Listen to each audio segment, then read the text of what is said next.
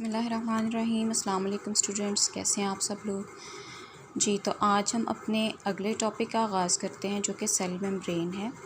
इससे पहली वीडियो में हम सेल वॉल के बारे में पढ़ चुके हैं। इसके अलावा सेल का बेसिक स्ट्रक्चर और सेल के जो बेसिक पार्ट्स हैं, जो बेसिक ऑर्गेनेल्स हैं, उनको डिस्कस कर चुके हैं। तो चलिए आज की वीडियो का आगाज़ करते हैं। सेल मेम्ब्रेन जो है सेल के बाहर वाली आउटर बाउंड्री होती है। एनिमल सेल के केस में, प्लांट सेल के केस में सबसे बाहर वाली बाउंड्री सेल वॉल होगी, जैसे कि हम पिछले टॉपिक में पढ़ चुके हैं।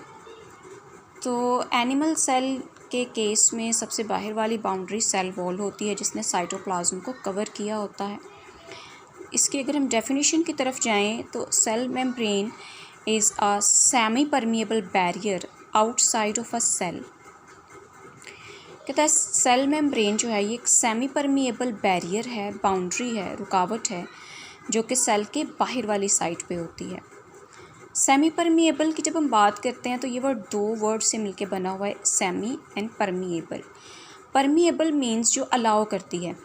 अब सेल जो है एक ऐसा स्ट्रक्चर है जिसमें लाइफ की सारी एक्टिविटीज़ चल रही होती हैं और मटेरियल्स जो हैं, केमिकल्स या मॉलिक्यूल्स, कुछ सेल के बाहर या अंदर वाली साइड पे मूव करते रहते हैं। अब ये जो मूवमेंट है मॉलिक्यूल्स की सेल के अंदर वाली साइड पे या बाहर वाली साइड पे, ये फ्री नहीं होती। मीन्स ऐसा नहीं है कि कोई भी मॉलिक्यूल सेल से बाहर या सेल के अंदर की तरफ मूव कर सकता है, बल्कि सिर्फ़ और सिर्फ कुछ सिलेक्टिव मॉलिक्यूल्स ही सेल के अंदर या सेल से बाहर वाली साइड पे मूव कर सकते हैं। मिसाल के तौर पे सांस लेते हुए जैसे वेस्ट मटेरियल्स के तौर पे कार्बन डाइऑक्साइड वगैरह प्रोड्यूस होती है तो वो उसके मॉलिक्यूल सेल से बाहर जा सकते हैं। या जब सेल को फूड की ज़रूरत होती है तो फूड के जो पार्टिकल्स हैं, जो डाइजेस्टेड फूड होता है, वो सेल के अंदर एंटर होता है तो वो सेल मेम्ब्रेन के थ्रू ही आता है। तो कुछ मॉलिक्यूल्स को सेल के अंदर आने की और सेल से बाहर जाने के लिए वो परमिशन देती है, सारे के सारे मॉलिक्यूल्स को ऐसा करने के लिए अलाउ नहीं करती। इसलिए इसको सेमी परमिएबल बैरियर कहा जाता है। यानी ऐसी बाउंड्री है जो कुछ सिलेक्टिव मॉलिक्यूल्स को, कुछ सिलेक्टिव केमिकल्स को ही इधर से गुज़रने के लिए अलाउ करेगी। जैसे कि आगे उन्होंने एक्सप्लेन भी किया है कि allowing a very few molecules across it while fencing the majority of chemicals inside cell। कहता है जी बहुत कम मॉलिक्यूल्स ऐसे हैं जिसको सेल से अंदर या बाहर जाने के लिए अलाउ करती है, जबकि ज़्यादातर मॉलिक्यूल्स को ये सेल के अंदर ही रोके रखती है। तो सेल मेम्ब्रेन जो है इसने पूरे सेल के जो भी अंदर वाला मटेरियल होता है उसको कवर किया होता है, इसको एक बाउंड्री प्रोवाइड करती है और सेल के अंदर या बाहर वाली साइड पे मॉलिक्यूल्स के मूवमेंट को कंट्रोल करती है। अब हम बात करते हैं जी इसकी प्रेजेंस की। जहाँ तक इसकी प्रेजेंस की बात है तो ये तमाम किस्म के सेल्स में मौजूद होती है, एनिमल सेल्स में भी, प्लांट सेल्स में भी और प्रोकैरियोटिक और यूकैरियोटिक सेल्स में भी।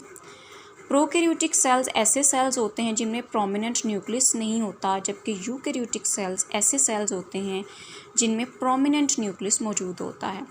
जैसे अगर हम बात करते हैं बैक्टीरिया, तो ये एक प्रोकैरियोटिक सेल है। इसके सेल के अंदर न्यूक्लियस मौजूद नहीं होता। इसका जो डीएनए है या इसका जो क्रोमोसोम्स होते हैं ये साइटोप्लाज्म के अंदर ही बिखरे पड़े हुए होते हैं और इसके इर्द गिर्द कोई भी मेम्ब्रेन मौजूद नहीं होती। जबकि आप ऊपर सेल में देख सकते हैं कि एक प्रोमिनेंट न्यूक्लियस मौजूद है। प्रोमिनेंट न्यूक्लियस की जब हम बात करते हैं इसका मतलब ये है कि ये हमें क्लियरली नज़र आ रहा होता है। क्लियरली नज़र आने की वजह क्या होती है? क्योंकि ये मेम्ब्रेन के अंदर पैक्ड होता है, जबकि जो प्रोकैरियोटिक सेल्स का डीएनए होता है वो मेम्ब्रेन में पैक्ड नहीं होता, बल्कि साइटोप्लाज्म के अंदर ही पड़ा हुआ होता है। तो प्रोकैरियोटिक सेल्स जिसमें प्रोमिनेंट न्यूक्लियस नहीं है, मेम्ब्रेन वाला न्यूक्लियस नहीं है, और यूकैरियोटिक सेल्स ऐसे सेल्स हैं जिनमें प्रोमिनेंट मेम्ब्रेन बाउंडेड न्यूक्लियस मौजूद होता है, इसलिए ये प्रोमिनेंट होता है। तो दोनों किस्म के सेल्स में ही जो सेल मेम्ब्रेन है ये मौजूद होती है। नेक्स्ट हम इसकी बात करते हैं, इसके फंक्शंस, कौन कौन से फंक्शन परफॉर्म करती है। फंक्शंस की जहाँ तक बात है, जैसे हम पहले डिस्कस कर चुके हैं कि ये सेल के अंदर और बाहर मटेरियल्स के मूवमेंट को कंट्रोल करती है। तो जब ये मूवमेंट को कंट्रोल करेगी तो ये सेल के इंटरनल जो कंपोजिशन है, यानी सेल के अंदर जो साइटोप्लाज्म की कंपोजिशन है, उसको मेंटेन रखती है। उसमें किसी किस्म का कोई चेंज नहीं आने देती, यानी जो मटेरियल्स साइटोप्लाज्म की कंपोजिशन में यूज़ हुए जस्ट लाइक प्रोटीन्स, तो उनको अंदर ही रोके रखती है, ताकि इसके अलावा जो मुख्तलिफ सॉल्ट्स होते हैं जो साइटोप्लाज्म के अंदर मौजूद होते हैं, जो साइटोप्लाज्म की कंपोजिशन के लिए ज़रूरी हैं, वो उनको सेल के अंदर ही रोके रखती है, उनको सेल से बाहर जाना अलाउ नहीं करती, जिसकी वजह से सेल का जो इंटरनल कंपोजिशन है उसको मेंटेन रखती है, बैलेंस्ड रखती है।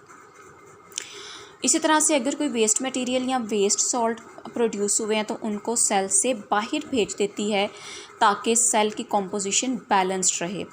उसके बाद सेकंड फंक्शन इसका है सेंस केमिकल मैसेजेस। तो जो सेल्स होते हैं एक दूसरे के साथ कम्युनिकेट करते हैं, एक दूसरे को मैसेजेस भेजते हैं डिफरेंट टाइप्स के, तो उन मैसेजेस को सेंस करने का जो काम है ये सेल मेम्ब्रेन का होता है। उसके बाद थर्ड इसका फंक्शन है आइडेंटिफाई अदर सेल्स। तो अपने इर्द गिर्द मौजूद दूसरे सेल्स को आइडेंटिफाई करती है, जिससे सेल ये पता कर पाता है कि मेरे इर्द गिर्द कोई सेल्स मौजूद हैं या नहीं। बिल्कुल ऐसे ही जैसे हमारे इर्द गिर्द अगर कोई मौजूद है तो हम सेंस ऑफ सेंसेशन आता है, जिसकी वजह से जो है हम इसको किसी दूसरे बंदे के प्रेजेंस को आइडेंटिफाई कर सकते हैं। बिल्कुल इसी तरीके से, क्योंकि सेल जो है एक लिविंग यूनिट है, उसमें लाइफ के सारे करैक्टर्स मौजूद हैं, तो उसमें सेंसेशन भी होती है, तो वो दूसरे सेल्स की प्रेजेंस को आइडेंटिफाई कर सकता है, सेंस ऑफ प्रेजेंस जो है उसमें मौजूद होता है। नेक्स्ट हम बात करते हैं इसके स्ट्रक्चर की। स्ट्रक्चर में बेसिकली जो है फ्लूइड मोज़ेक मॉडल पेश किया जाता है। वैसे तो इससे पहले बहुत सारे मॉडल्स जो थे वो साइंटिस्ट की तरफ से पेश किए गए थे, लेकिन इनमें सबसे जो बेस्ट कंसीडर किया गया है या जो स्टडी किया जाता है या जिसको करेक्ट माना जाता है, ये फ्लूइड मोज़ेक मॉडल है। मॉडल की तरफ हम बाद में जाते हैं, पहले हम बात कर लेते हैं कि इसमें कौन कौन से कंपोनेंट्स मौजूद होते हैं, किन किन मॉलिक्यूल्स या किन किन केमिकल्स से मिलके सेल मेम्ब्रेन जो है वो बनती है। फ्लूइड मोज़ेक मॉडल में फिर हम पढ़ेंगे कि ये सारे मॉलिक्यूल्स आपस में कैसे अरेंज होते हैं, किस तरीके से जो है वो ज्वाइन करते हैं और मेम्ब्रेन बनाते हैं। तो सबसे पहला इसमें जो कंपोनेंट होता है ये प्रोटीन्स का होता है। तो लिपिड ये जो सेल मेम्ब्रेन है इसको कंपोज करने में प्रोटीन्स इस्तेमाल होते हैं, इसके अलावा इसमें लिपिड्स इस्तेमाल होते हैं, इसके अलावा जो है ना वो कुछ अमाउंट में कार्बोहाइड्रेट्स इसमें मौजूद होते हैं।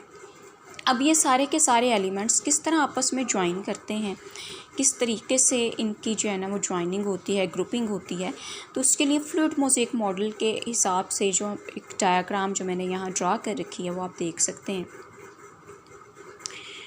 तो इसमें जो है फ्लूइड मोज़ेक मॉडल हमें ये बताता है कि सेल मेम्ब्रेन के अंदर लिपिड्स की एक बाई लेयर बनी होती है, मतलब डबल लेयर। जैसे आप देख पा रहे हैं कि ये पहली लेयर है, ये वाली जो ऊपर आपको नज़र आ रही है ये पहली लेयर है और ये वाली दूसरी लेयर है। तो लिपिड की बाई लेयर यानी डबल लेयर यहाँ पे मौजूद होती है, फर्स्ट लेयर सेकेंड लेयर। आप ये फ़र्ज़ कर सकते हैं यहाँ पे कि ये एक सेल मौजूद है यहाँ पे, और ये वाली जो लेयर है सेल की बाहर वाली साइड पे है और ये वाली लेयर जो है सेल की अंदर वाली साइड पे है। यानी यहाँ सेल का एक्सटर्नल एनवायरनमेंट है और यहाँ सेल का इंटरनल एनवायरनमेंट है। तो ये आउटर लेयर है और ये इंटरनल लेयर है। तो ये दोनों लेयर्स मौजूद हैं, दो लेयर्स हैं, इसलिए इसको लिपिड बाई लेयर कहा जाता है। इस लिपिड बाई लेयर के अंदर प्रोटीन्स एम्बेडेड होते हैं, जड़े हुए होते हैं। जैसे जो है रिंग बनाते हुए उसमें जो है मोती या नग जो है वो जड़ दिए जाते हैं, बिल्कुल इसी तरीके से प्रोटीन्स के जो मॉलिक्यूल्स होते हैं इस लिपिड की बाई लेयर के अंदर जड़े हुए होते हैं, एम्बेडेड होते हैं। और कार्बोहाइड्रेट्स जो हैं या तो प्रोटीन्स के साथ जुड़े हुए हो सकते हैं या ये जो लिपिड की लेयर है इसके साथ जुड़े हुए हो सकते हैं। अगर ये प्रोटीन्स के साथ जुड़े हुए होंगे कार्बोहाइड्रेट्स तो इनको ग्लाइकोप्रोटीन्स कहेंगे, और अगर ये कार्बोहाइड्रेट्स लिपिड्स के साथ जुड़े हुए होंगे, लिपिड्स के साथ कंबाइन करेंगे तो इनको ग्लाइको लिपिड कहा जाएगा। इसके अलावा जो है यहाँ पे आपको कुछ थोड़ी अमाउंट में कोलेस्ट्रॉल नज़र आ रहा है, जो कि इसकी इसमें कंपोजिशन में मौजूद होता है बहुत कम अमाउंट में। और यहाँ पे अगर हम बात करते हैं लिपिड की बाई लेयर की, तो लिपिड की जो बाई लेयर है ये सेल मेम्ब्रेन को इसकी फ्लूइडिटी देती है, यानी it behaves like a fluid. ये फ्लूइड है और इलास्टिसिटी भी प्रोवाइड करती है, यानी इलास्टिक है, जैसे इसमें फ्लेक्सिबिलिटी पाई जाती है, इसमें लचक पाई जाती है। तो सेल मेम्ब्रेन की जो इलास्टिसिटी है और फ्लूइडिटी है, यानी ये जो फ्लूइड की तरह बिहेव करती है, ये लिपिड्स की वजह से आती हैं। जैसे आप उस दिन हमने पढ़ा था कि हम एग को हैन के एग को जो है एनिमल सेल के तौर पे कंसीडर कर सकते हैं। तो आपने देखा है जब आप अंडे को तोड़ते हैं तो उसके जो साथ सेल मेम्ब्रेन जो आपको अलहदा से नज़र नहीं आती, बल्कि वो साइटोप्लाज्म के पार्ट के तौर पर ही जैसे एक लिक्विड की तरह ही हमें नज़र आ रही होती है। तो वो जो उसकी फ्लूइडिटी है वो लिपिड्स की वजह से, ये लिपिड की बाई लेयर की वजह से होती है। इलास्टिसिटी भी लिपिड की बाई लेयर की वजह से ही मौजूद होती है।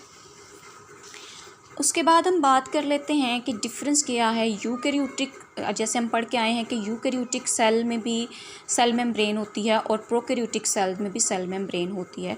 तो जैसा कि हमने अभी यहाँ डायग्राम में देखा कि कोलेस्ट्रॉल की कुछ अमाउंट भी मौजूद होती है, तो जो यूकैरियोटिक सेल होगा उसके सेल मेम्ब्रेन में कोलेस्ट्रॉल की कुछ अमाउंट मौजूद होती है, जबकि प्रोकैरियोटिक सेल में कोलेस्ट्रॉल मौजूद नहीं होता।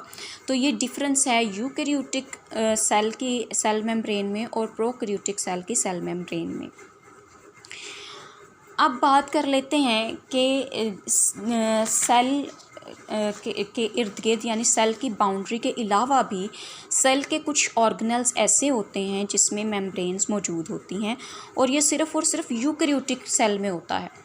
प्रोकैरियोटिक सेल में ऐसा कोई ऑर्गेनल नहीं है जिसके बाहर मेम्ब्रेन मौजूद हो, यानी इसके सारे ऑर्गेनल्स तो होंगे इसके अंदर भी साइटोप्लाज्म के अंदर, लेकिन उनमें से किसी के बाहर मेम्ब्रेन मौजूद नहीं होगी। जैसे प्रोकैरियोटिक सेल में न्यूक्लियस के बाहर मेम्ब्रेन मौजूद नहीं होती, बिल्कुल ऐसे ही ये सारे ऑर्गेनल्स जैसे कि माइटोकॉन्ड्रिया है, गोल्जी अपरेटस है, एंडोप्लाज्मिक रेटिकुलम है, और प्लांट सेल्स की बात करें तो क्लोरोप्लास्ट।